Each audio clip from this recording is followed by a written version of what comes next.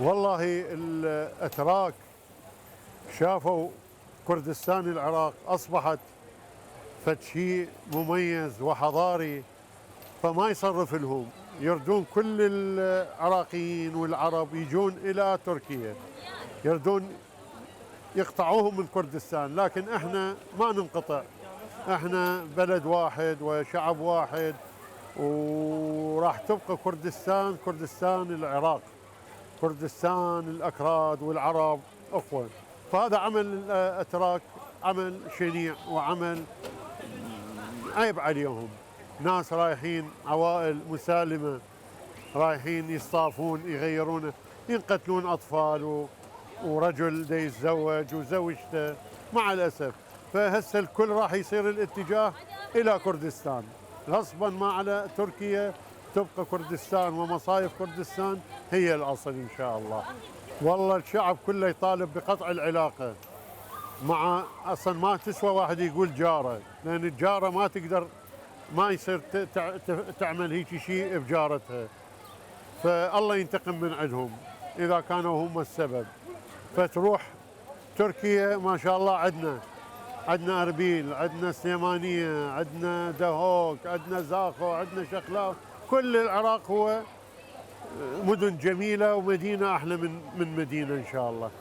بسم الله الرحمن الرحيم. باسمي وباسم عائلتي نستنكر العمل الغادر والجبان والغاشم من قبل القوات التركية على أراضينا الكردية وعلى أهلنا بالخصوص أهل دهوك وشبابنا، ونقول لهم كفى سفك الدماء لشبابنا ولعوائلنا، ولا يسعني إلا أقول إنا لله وإنا إليه راجعون. وعلى الحكومة العراقية أن تحذو حذوها في هذا الموضوع، وأن ترد في الصاع صاعين، والله يرحم شهداء العراق كافة. هذا الموضوع ما بي أي فرق، اللي استشهدوا كلهم أخوة وكلهم أصدقاء وكلهم عوائل وكلهم عراقيين، يعني ماكو أي فرق. يعني والواجب واجب على الحكومة الكردية والحكومة العراقية كافة أن تحذو حذوها في هذا المجال وفي هذا الموضوع خاصة، وعليهم أن يردوا بالضربة ضربتين. ندير ونستنكر بشدة القصف على منطقة زاخو شمال العراق إقليم كردستان العزيز.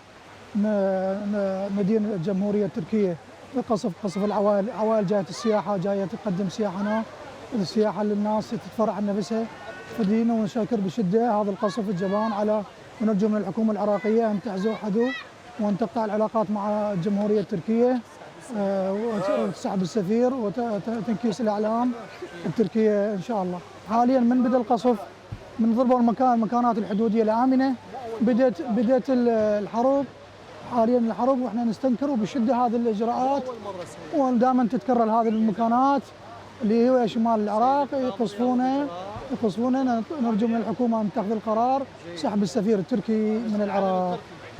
بسم الله الرحمن الرحيم. بالنسبة للقصف الأخير صار بمحافظة زاخو، هذه أثر على السياحة بصورة عامة وأثر على السياح، والقصف ما أشوف له كل مبرر وأثر علينا، ونطالب من الحكومة والجهات المعنية التدخل وحل هاي الأزمة، لأن عوائل راحت ولأن هواي شهداء وعوائل انتكبت بهذا القصف. وهذا القصف اصلا يعني اثر على جميع العراقيين وجميع السياح، وصار اكو تخوف من السياح وهواي امور يعني صارت تاثر على السياحه في اربيل. الناس خافت وراحت من السياحه يعني اكو هواي ناس يعني مثل بنص السياحه ما كملت سياحتها ورجعت من الخوف، واكو اطفال تضررت، وصارت يعني عملية إرهابية وما لها أي مبرر، وهاي العملية أثرت على السياحة بشكل عام بصورة عامة. وإحنا نطالب من الحكومة والجهات المعنية التدخل بهذا الأمر.